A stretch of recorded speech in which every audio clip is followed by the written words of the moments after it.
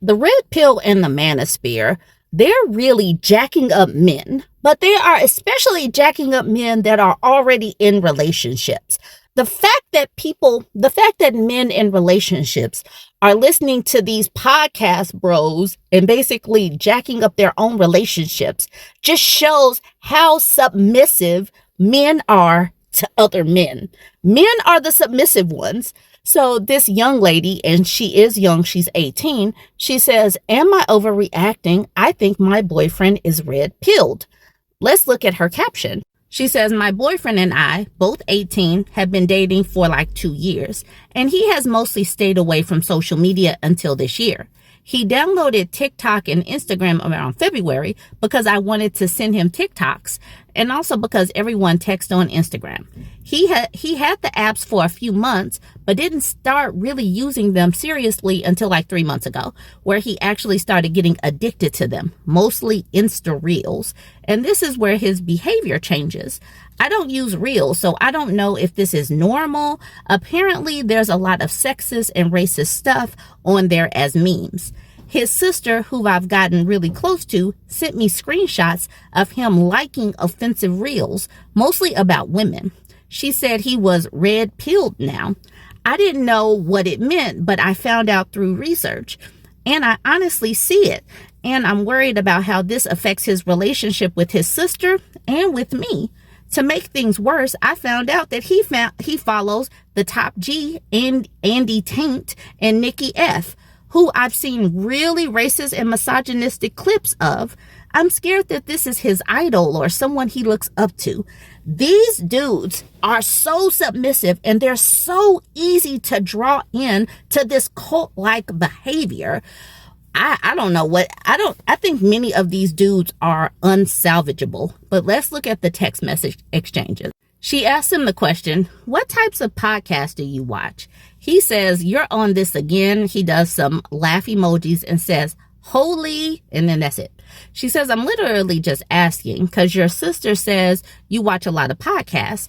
I can't ask you about your interests." He says, "Nah, you can, but I know what you're trying to do, LOL.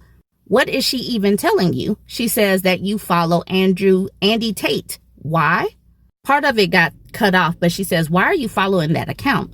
And he says, "Checking my following is wild," laughing my butt off. He says, "'Cause it's funny. I don't know what you want me to say, bro." When these men call their girlfriends bro or bruh, it's just like, yuck. But she says, "You follow racist and sexist. Obviously, I'm concerned, like..." And then he says, "How is he racist?" This part right here is so concerning. "I can see through you now and you hate it. And you're trying to blame it on the podcast and stuff, saying that I'm red pill. Doesn't even exist." So he's been with her for 2 years, but listening to podcasts and Insta Reels is what made him see through her. Why is he even with her if now he sees through her and she's not someone he wants to be with? One more screenshot. She says, "I'm concerned about the things you're watching because it's obviously affecting our relationship." This is the part. Your kind, what does that even mean? Your kind always does this. The moment we get smarter, you start being concerned. Nah, I'm just gaining consciousness. You can't use your psychology on me anymore, and that's why you're mad.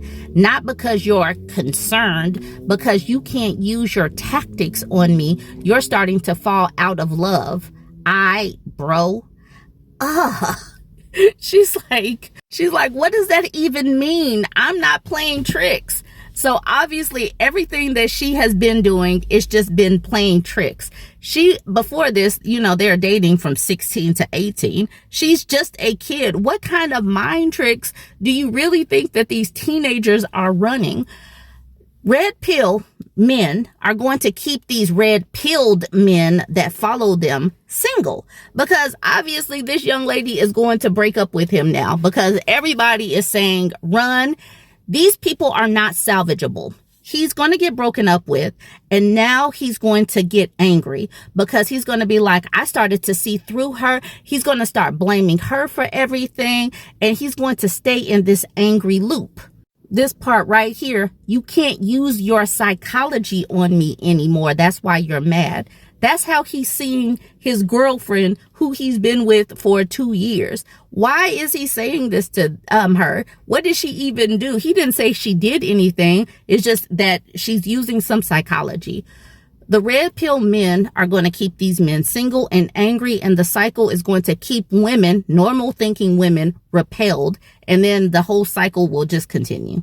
Mo Cox says, why is he even dating you if he thinks you spend all your time tricking and manipulating him? It sounds like he doesn't even like you. Dear Leadership says, you don't need to like a woman to be able to use her. In fact, you're a simp if you have feelings for a woman. This is what Taint and Co. are teaching these boys. Live Laugh Gaslight says, yeah, my ex-husband was red-pilled, and he said he wasn't going to simp for me, his wife. I wasn't asking him to be a simp. I was asking him to stop being an abuser and care about our family. Drake says, it's frustrating when people twist caring into something negative, especially when all you want is respect and decency in the family. Charming Mixture says, fellas, is it gay to love a woman with your entire heart to the point where you have trouble imagining a future without her? And Jen Jafuki says, absolutely. She loves you too. And you're a guy. Loving guys is gay. So that makes loving her gay. And then Razik DPP says, double gay. That's how these dudes act. Like, if you love your wife and you treat her respectfully, you're a simp, you're gay. Like, they put negatives on all this stuff that should not be negative. Why is it negative to be respectful and loving to your partner? This is where I was tagged in. Victor the Cutie says, oh, Jesus, honey, run fast, run far, you in danger. Whatever you do, do not sleep with this man. He will baby trap you in an effort to force you into submission under him. Please go look up Bourbon Bougie on YouTube. She explains very clearly where this behavior ends up. And friend, it's not good. It's absolutely not good. I do hope she comes over to the page. Actually, maybe I'll just put this link underneath this page, because there is nothing. These people, once they get red pilled, their brains get squished. They get taken over by a man with nefarious thoughts and nefarious interest or whatever. I don't know. Intent. Nefarious intents. And it's not going to end well. He is lost. He's not coming back. Leave these people alone. Once they start showing any signs of red pill brain rot, join the conversations. I'm going to leave it there. I love how these 20-something young ladies are moving. She says, am I the a-hole for breaking up with my boyfriend because he voted for a politician based on Young Thug? She says, my boyfriend of 4 months and I were having a conversation about politics, which we usually don't have. I got to the 2024 election in the United States, and he started talking about how he voted for a politician because they supported Young Thug and wanted Young Thug released from jail. I was honestly so shocked at this revelation that I just laughed because I thought he was joking. He was looking at me very seriously, and I asked what I thought was funny. He then started talking about how Kanye West, another singer he likes, also supports the candidate. At this point, I knew that he was being serious, and I just told him that I can't believe how much of an idiot he is, and just left to go back home. I then broke up with him, and all of our friends wanted to know why, so I told them the exact reason. Then my boyfriend, she should be saying ex-boyfriend, then my ex-boyfriend got angry and started telling everyone that I am trying to embarrass him in public for his political views and trying to get people to go against him. Am I the a-hole? Absolutely not. And the thing is, obviously, since they've only been together for 4 months, he voted for whoever this politician is before they got together. She's only 21, he's 22. These 22-year-old men, these really young men, voted for these right-wingers because for whatever reason, these rappers and these politicians go hand in hand. Super duper weird, but whatever. I am so glad that these young ladies are moving away from these radicalized dudes. They need to go away from them quickly. And these men And these men need to be shunned for their political views or their lack of knowledge about politics, because why the hell are you basing your votes on Young Thug, who should be in jail? So I'm glad that she broke up with him. Absolutely not. She's not the a-hole. At the bottom, Accomplished says, if an honest description of your political views embarrasses you, maybe you should stop and think about that. 420 Borsellino says, right? Like, if she was being truthful and he felt embarrassed by the truth, that is telling on yourself if I've ever heard it. Smoke Grass Eat ASS says, your ex-boyfriend doesn't have political views. He's embarrassed about the fact that he's really, really dumb. The Quiet Hunter says he took political advice from Kanye, one of the dumbest people on the planet.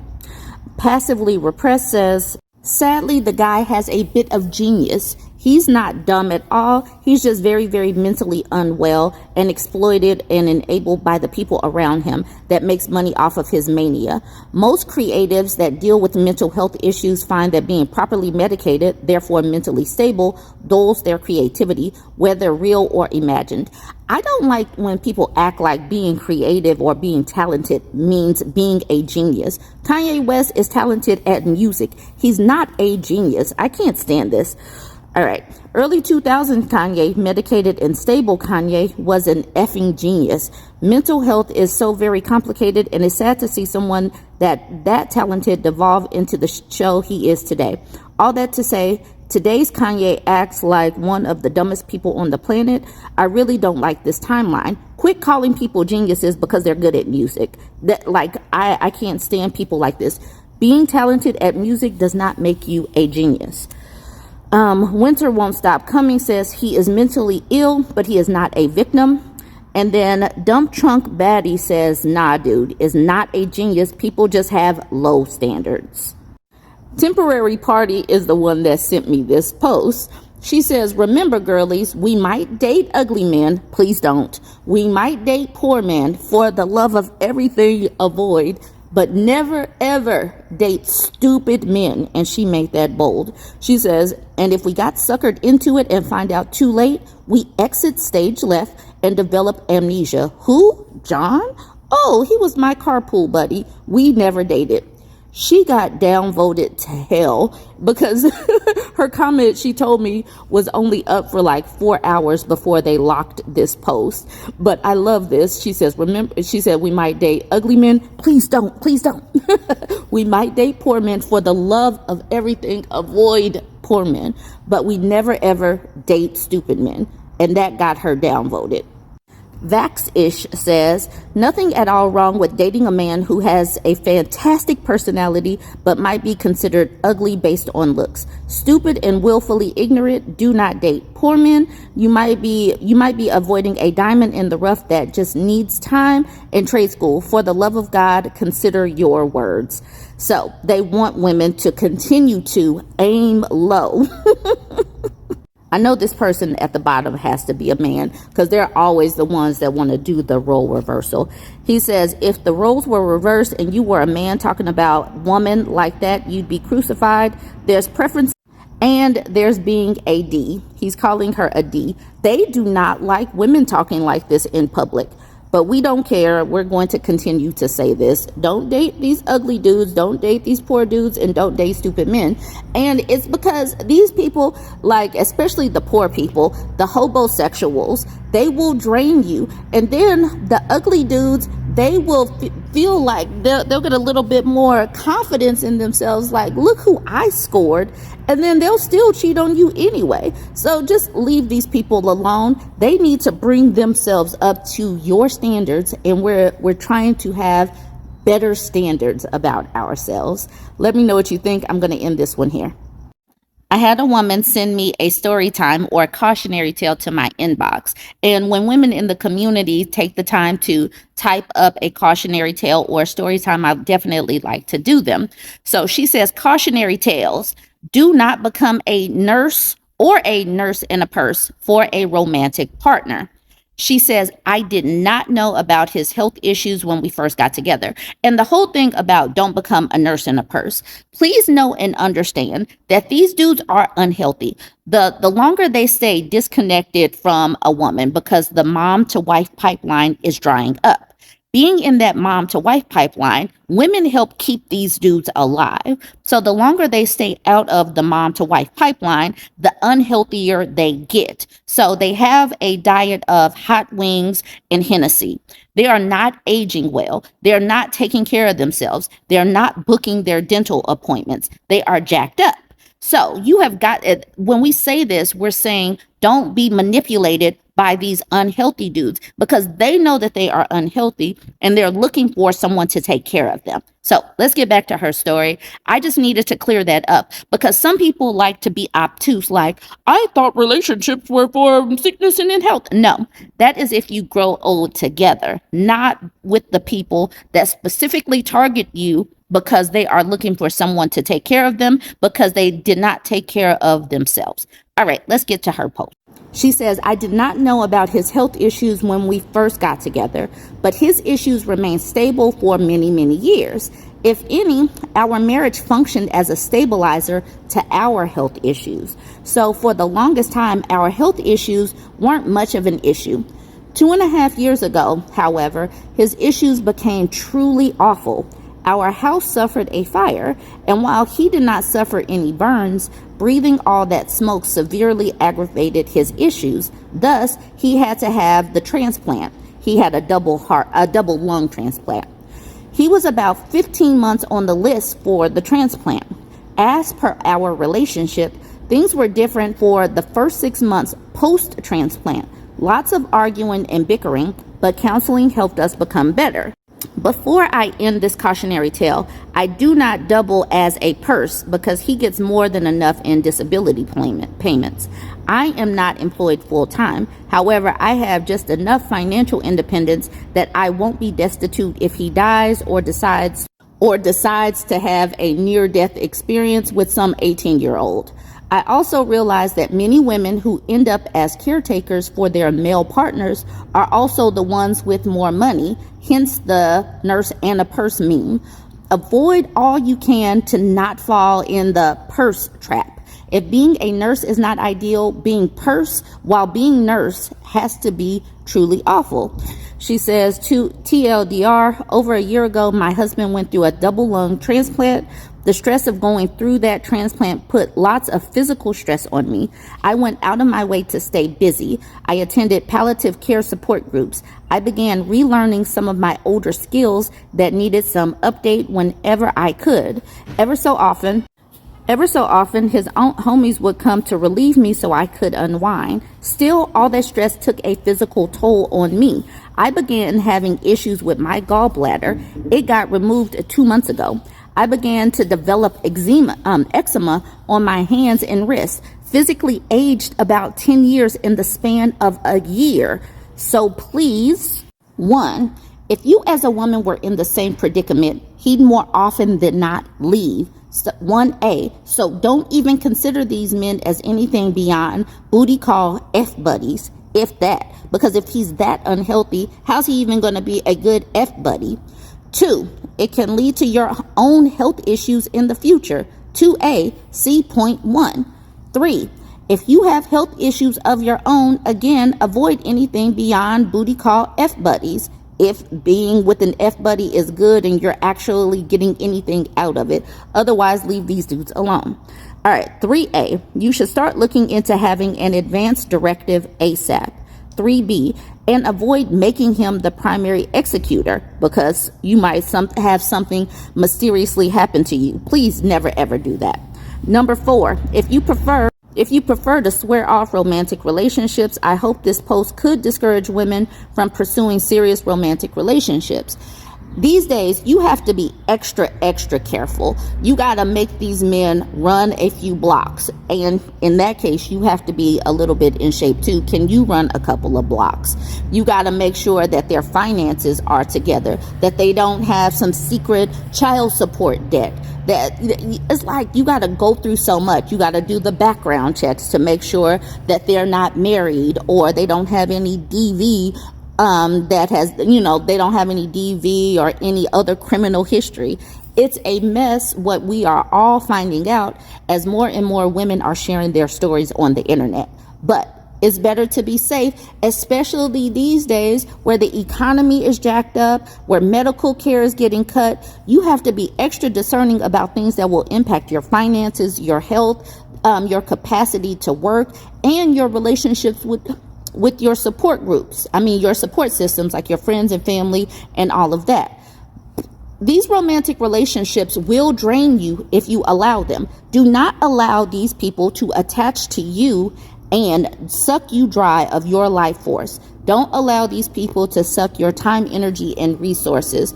If you're going to pair up with a man in a heterosexual relationship as a woman, you need to make sure that the reciprocity is there and you are actually getting as good as you are giving. Join the conversation, y'all. Do not become a nurse. Do not become a nurse with a purse. Let me know what you think. I was sent this post. This woman posted in the What Do I Do subreddit. She says, divorced. Now he wants me back.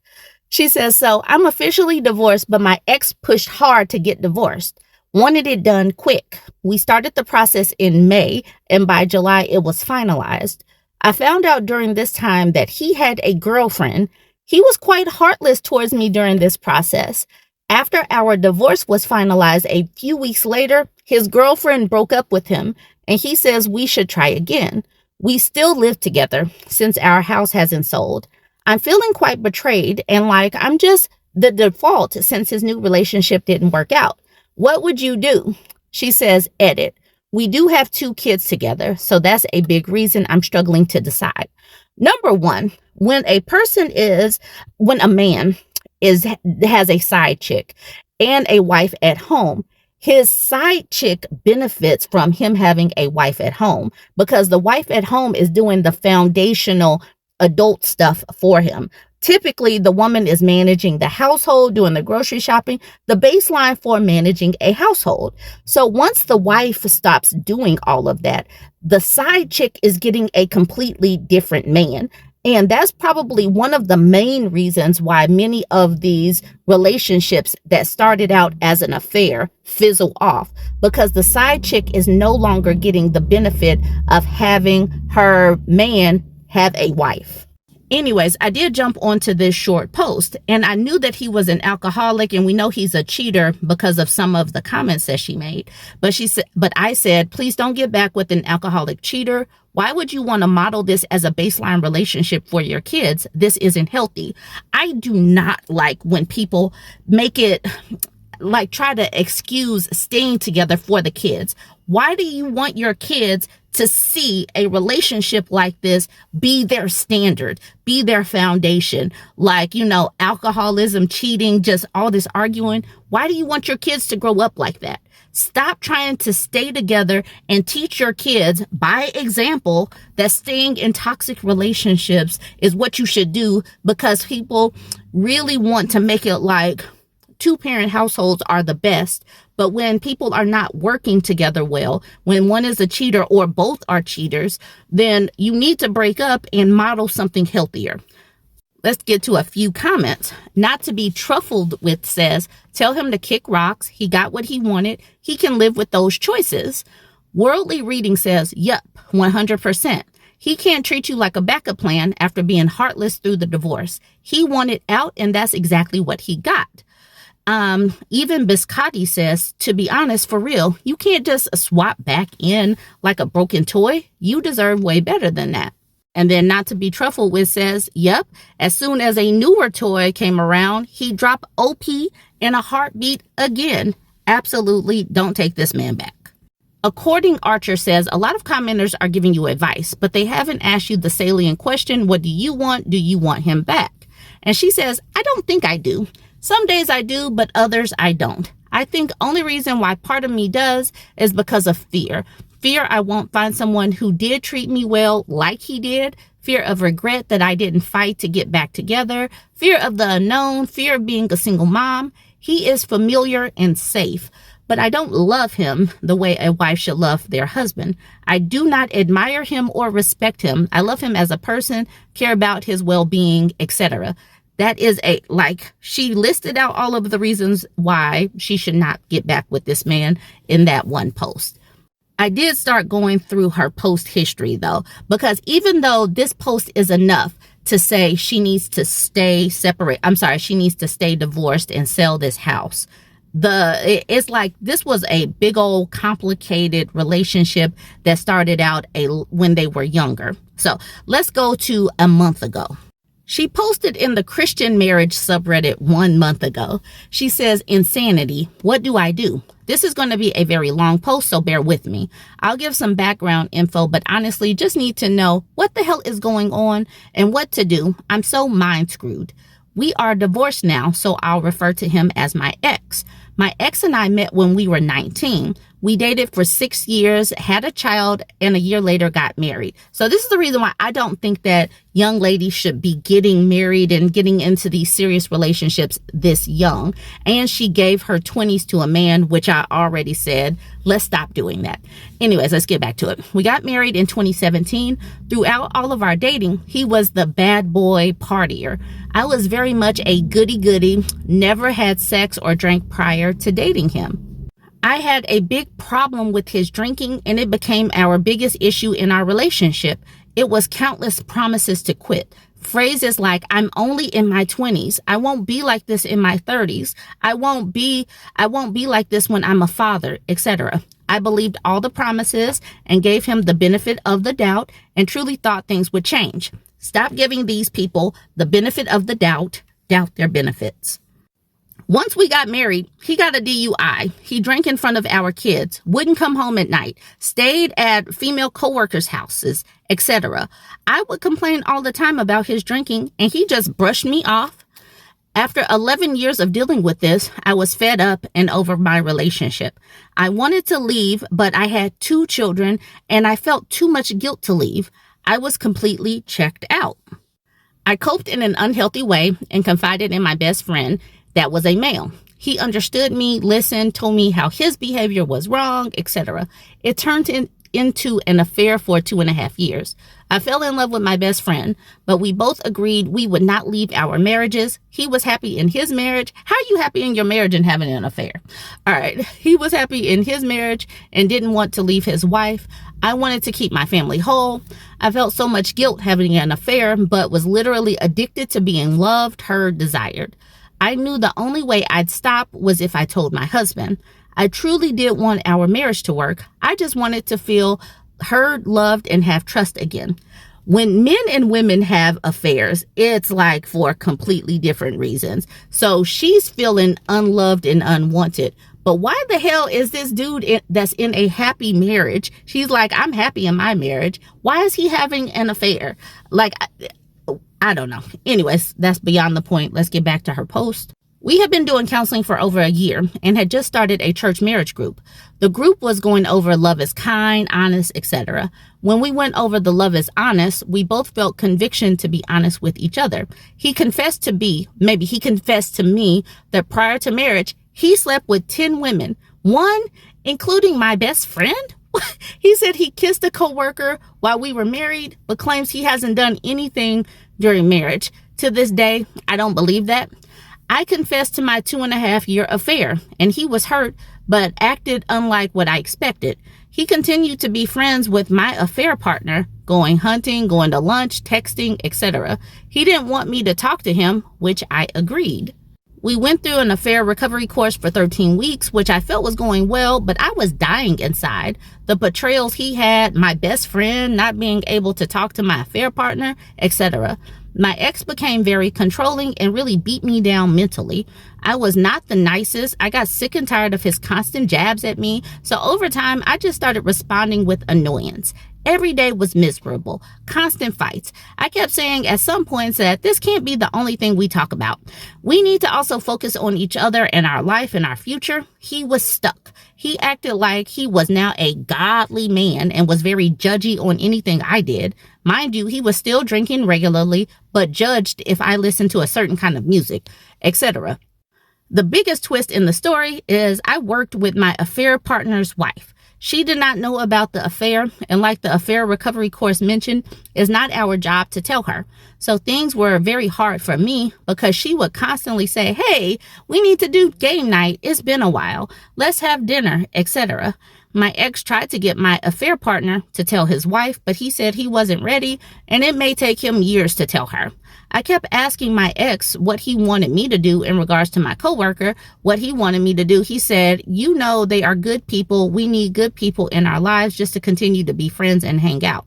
I was shocked and quite honestly relieved, because that meant my coworker wouldn't get suspicious and my affair partner wasn't forced to tell her until he was ready. I know, crazy. Like I said, my ex responded oddly to the affair. I'm not going to continue this because this is a whole mess. She's having an affair. He's cheating. But regardless, fast forward to right now, they are broken up. The girlfriend broke up with her ex, and they literally just need to stay divorced. This is just a mess. Obviously, they got married too young and need to just go out and explore. Y'all weigh in and let me know what you think, though. To all the people complaining that it's getting cold outside,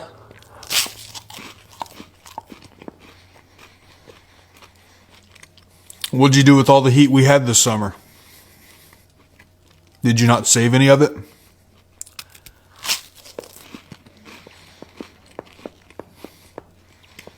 You knew it was going to get cold.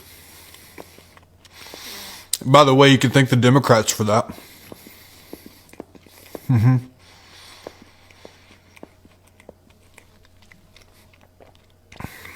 You can also thank the Democrats that your favorite baseball team didn't make it to the World Series. You can thank the Democrats that leaves are falling off the trees.